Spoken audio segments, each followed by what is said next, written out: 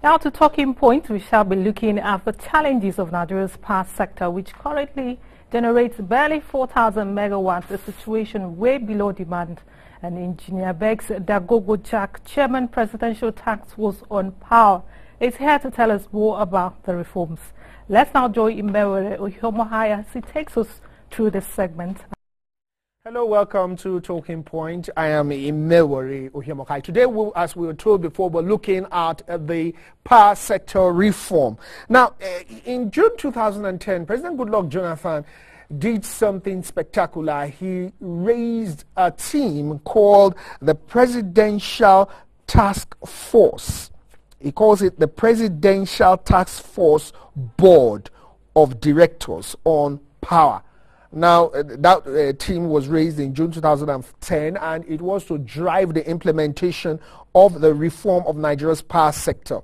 It brings together all the agencies that have had a role to play in removing legal and regulatory obstacles to private sector investment in the power industry.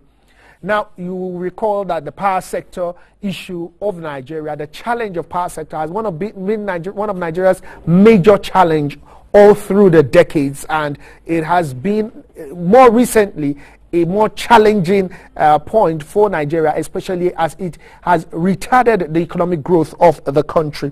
Now, in September 5th, 2012, the new man was put at the helms of affairs at that board, the Presidential Task Force Board on Power, and that is Engineer Reynolds, Bekinbo, Dagogo-Jack. Engineer Reynolds, Dagogo-Jack is the man on the hot seat today on Talking Point. We'll be looking at how far we have gone in this search for power. Engineer Dagogo-Jack, you're welcome. Thank you very much, Ine.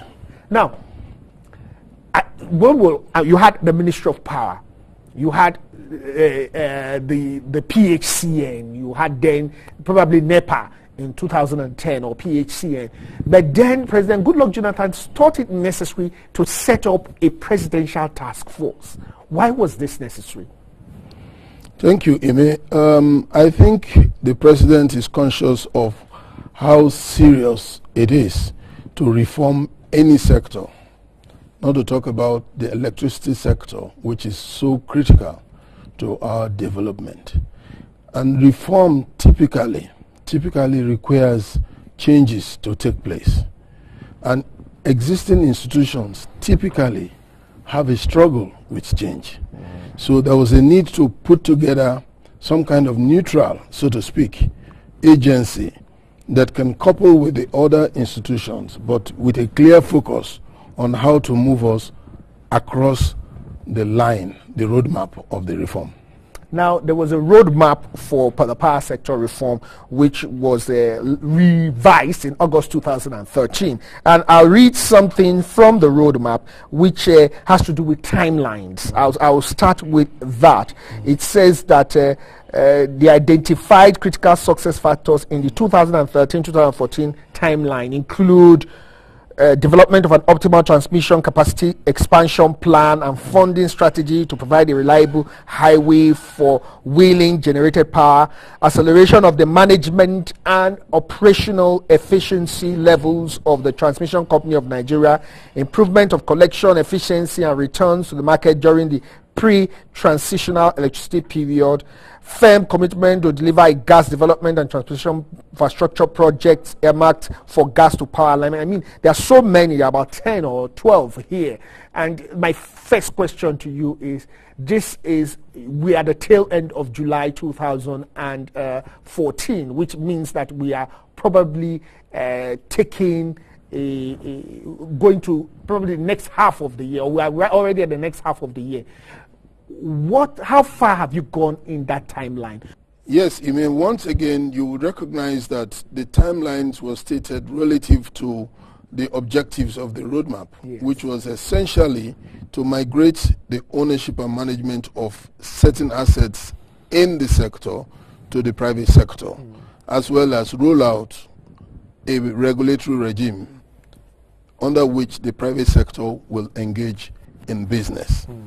And there was also a service delivery objective, which is to say that whilst we're doing the transition from government ownership to private ownership, we didn't want the power supply level to fall below a certain threshold. So certain investments must be made by government to secure a certain level of reliability of electricity while the transition is going on. Okay. And most of those targets have been achieved. Well, it will be surprising to hear that most of the targets have been achieved, maybe on the business side, not on the service delivery side. But let's now, you're the chairman of the Presidential Task Force on Power, and you've been opportune to go around the country to see things for yourself. What's your own assessment?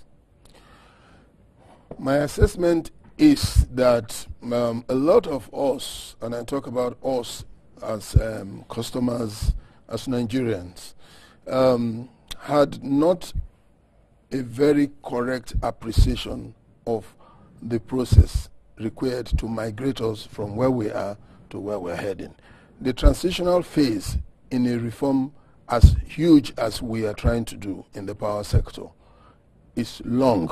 It's not a matter of weeks. So to expect that everything will change immediately after the handover was a bit too much, and it's not realistic. Is it Nigerians not being realistic or the government not being realistic? Because the government were making promises which Nigerians held on to.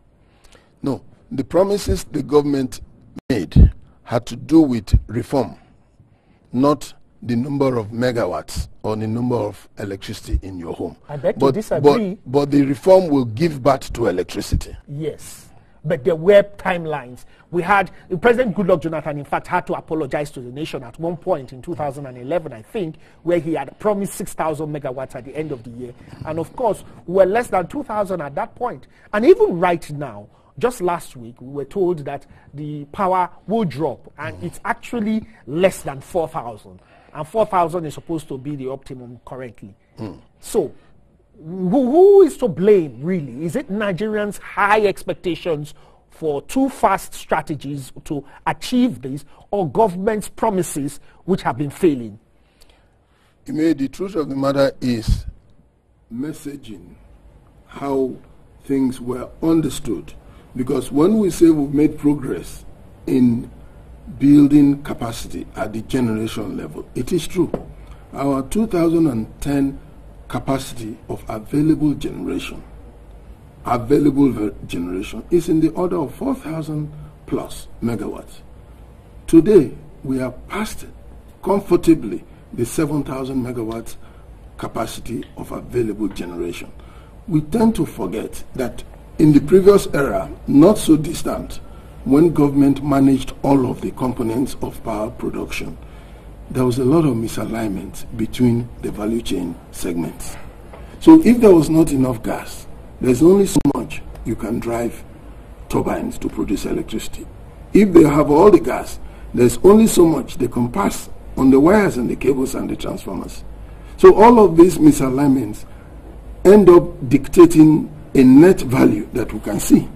And that net value goes up and down because we're talking about very aged assets that have high level of unreliability. And which has taken almost 10 years for the government to change. No, the government did not plan to change the asset. The government planned to hand over the assets and then create the environment for the new owners to upgrade them for profit. Now they have to do that, and they will do that because they need the profit. But it will take time to deploy capital into the sector. The new owners really have been complaining. They've complained about, generally, you have talked about the assets. The asset is one of the major complaints that the new owners have complained about. And the Nigeria's dependence on gas and hydro alone. Don't you think that we need to expand our energy mix, especially looking at one of our very natural resources, the high abundance of sun? Totally agree, but you're taking us back again. Back in the day when government managed all of this, we still had enough sun. We still had enough coal. Why didn't they go there? Now, but we're going away from the past to the future. Obviously, there's a lot of advantage in taking solar. You don't take electricity, gas-fired electricity from Port Harcourt all the way to Kano. It does not make sense when there is so much electricity that you can generate from the sun in Kano or say in Maiduguri. So, but in the past, that was not a concern of people. Okay, so you are saying it's too late to even do that in the presently? No, I'm saying that it is ripe to do it. So there is already government policy on renewables that will be made into law very soon that will create the template for investors to come in and play. Already there are a lot of interested parties doing survey for solar energy investments in Nigeria as I speak with you. Sorry, I really want to understand what is causing the issue right now of all this power drop, because the peak is 4,000. We are doing less than 3,000 now, and yet we keep talking about tariffs. We seem to be concentrating more on the business side, whereas Nigerians are not feeling this whole privatization thing. Okay, basically the peak is not 4,000. The peak was 4,500, December the 23rd, 2012. So we've actually recorded a peak that is far more than 4,000 megawatts. When we delivered 4,500 megawatts, we had 300 megawatts in spinning reserve. So total production was 4,800. So to that extent, our capacity to get past the 4,000 threshold has been proven on grid. Now, you have already mentioned that we are heavily natural gas dependent. So currently, as we speak, some pipelines that carry gas assets into the power plants are down. They have to be fixed. Some power plants are going through their turnaround maintenance. Not enough coordination was done between the plants to reduce the downtime effect on power production. But this is part of the transition phase. Going forward, it's going to be a fully contracted market. There will be full commerciality of the market. So any behavior, including trying to carry out a maintenance exercise, will be factored in a contractual way. And people will do it without hurting the market. So this is why we have to migrate into the fully contracted market stage as fast as possible. Now let's look at something that has just happened recently, 11 years after the Nigerian Customs released 248 abandoned containers, still part of the infrastructure for of the debunked or the former defunct PHCN, and now the containers have been released after 11 years, and you're asking yourself, are these equipment which are in this container still relevant today? You're right. If equipment stay that long, there's a question of integrity. But I need to remind you that they are all containerized with very little interaction with the atmosphere. Number one. Number two, it's not all the equipment there that are that sensitive. There could be all cables, there could be all switches. They may not be so sensitive to humidity, and those that have become obsolete, obviously that is the cost of doing business badly, for which we have to do the reform. Going forward, you don't expect things like that to happen. People buy stuff, import them, and leave them in the ports for 11 years. That should not happen in a private sector-driven market. Well, we'll be touching on very different areas of the power sector reform, and one of the very many areas is the clamor quite recently by some lawmakers that there should be another regulatory agency apart from the Nigerian Electricity Regulatory Council. Commission, sorry, I beg your pardon. What's your own take about that? From where I come, I don't think that we need to duplicate regulatory bodies. You have one major regulatory body per sector, and it should be respected by all the players in that industry. I do believe that what is going on is an effort to create, if you like, a stronger field presence, ombudsman, who does not allow the industry to go through, if you like, wrong practice, wrong equipment, wrong installation, for which eventually either the country or individuals get to pay for through fires and what have you. So if we have a body that has that capacity and that can be invested in to expand that capacity, how to integrate that body into the process of our industry practice does not necessarily require it to be a regulator. Or wouldn't you have suggested an amendment of the laws that create NEC itself to include some of this? I mean, include this. This is what I'm saying. It's not rocket science. It's not something that is too difficult. It's not far-fetched. So let the process continue. But I believe that the government has a keen interest in how this plays out without having to confuse the market, so to speak. NEC, quite recently, still talking about NEC, came out with some regulations or policy review, rather, saying that tariffs should be stopped. In other words, the fixed charges tariff should be stopped. And of course, this has caused some problems already. People are already, especially those who are the players in the power sector, the private sector players, are already complaining about this. Although NEC has its own point, but what do you think about it? That order from NEC has a few sides to it. On one side, it sought to ameliorate the injustice that consumers and customers feel when they have any kind of invoice for not having any electricity. Exactly.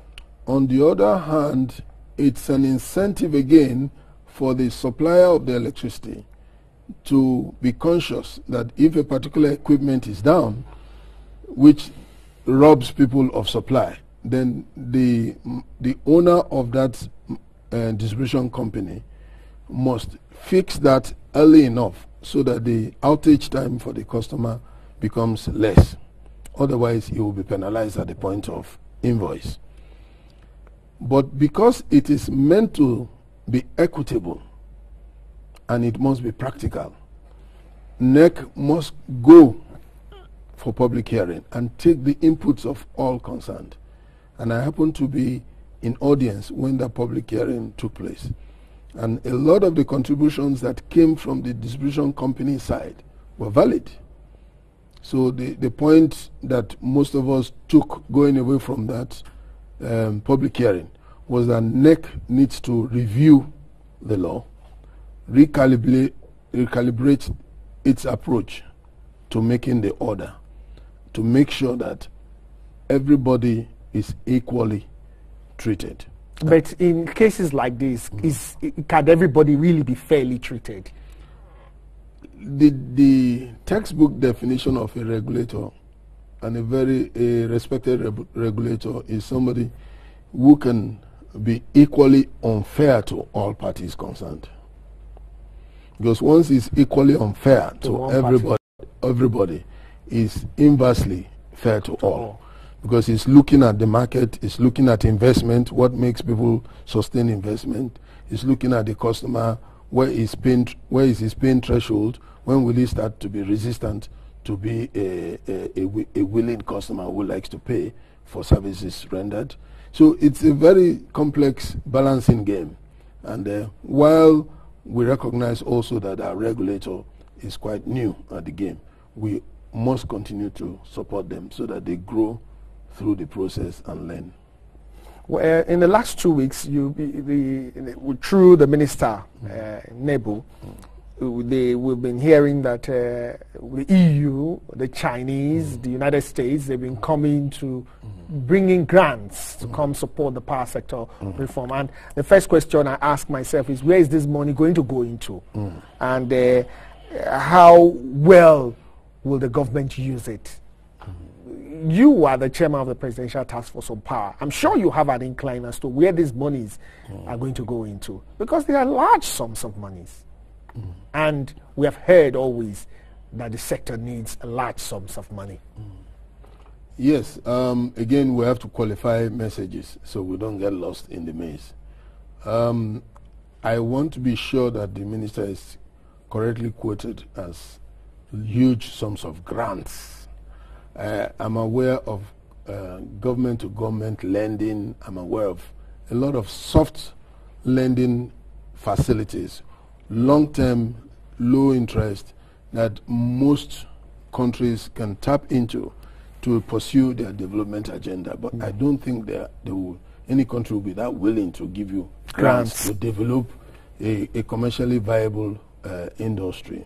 So I need that to be fact-checked. But beyond that, once it is coming through the corridor of commercial loans or soft government loans or soft development finance loans, it means that some of it will trickle down to the private sector, distribution companies, generation companies, through an arrangement, but most of it will be focused on the transmission segment, which remains a government asset by and large.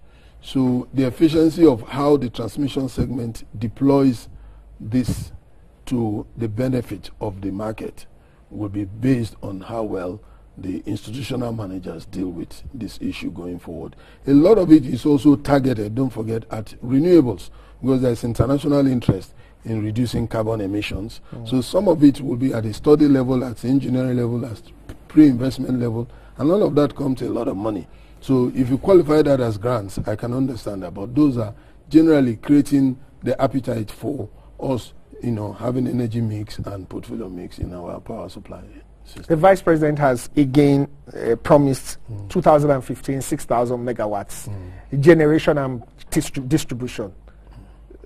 In your own view, as the chairman, and thinking about the fact that we need to also reassure Nigerians, what do you have to say about that? Also trying to reassure Nigerians that they'll begin to feel these reforms at one point or the other. Let me be factual with you. The truth of the matter is that the reform must go through a transition phase. The transition timeline for every country is different.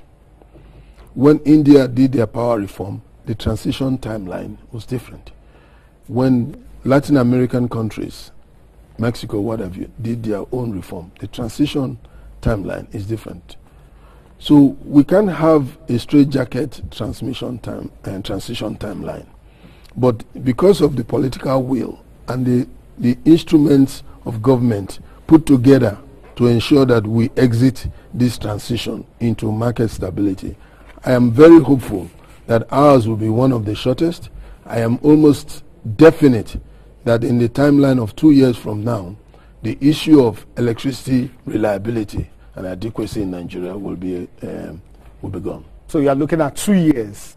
I say definite. But before 2 years, by 2015, a certain level of substantial relief. By that I mean most of our urban centers, apart from those that have downstream constraints, what do I mean by distribution investment issues, should have not less than 20 hours per day, not less, in 2015. What is Nigeria's, as 170 million and growing, or 160 million, above 160 million and growing, what's Nigeria's best or optimal power usage? Yeah. In terms of megawatts. Yeah, that's another thing you don't want to talk about in a scientific sense. You can be casual about it. I'll give you an example. South Africa, their population is probably in the order of 30 million. They're producing 45,000 megawatts. Now, you look at the city of New York, their population, relative to their energy, there is no direct formula to it. So it's not necessary for us to have a scientific direct correlation between our population and our energy production. But there is a minimum requirement. And when you reach that minimum requirement, migrated energy demand will come on board. People who never used to even think it was there will expand their lifestyles, and their lifestyles will ask for more. So, but if you ask me, if we have somewhere from around 15,000 megawatts, we can do very well in the short term before industries that have migrated begin to come back to the grid. So to that extent, we can have a near-term objective of saying, let's get to 15,000 megawatts across board. We already have somewhere close to 10,000 in generation capacity. But we have to have it interlined with gas and all the fuel sources. We have to interline it with the transmission, so all of it can be evacuated. And we have to interline it with the distribution, that it can be sold to the houses, to the industries, to the shops, to the malls. Then we know that we have 15. You can have 15, but it's not available because of constraint. This is what I'm saying. Now, once we have 15 that is unconstrained, there's a certain level of supply relief that you don't need somebody else to tell you. When we hit 4,500 in December, there was a certain level of relief.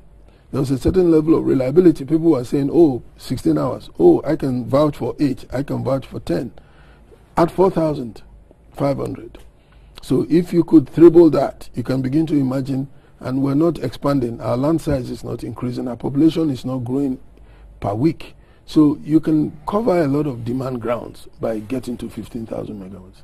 And would you like to hazard a guess for a timeline for when we may reach that 15,000 megawatts, not generation, but I'm talking of thorough distribution to the households? Fully unconstrained. Yes. Fully unconstrained, it is good to take a parallel from somewhere.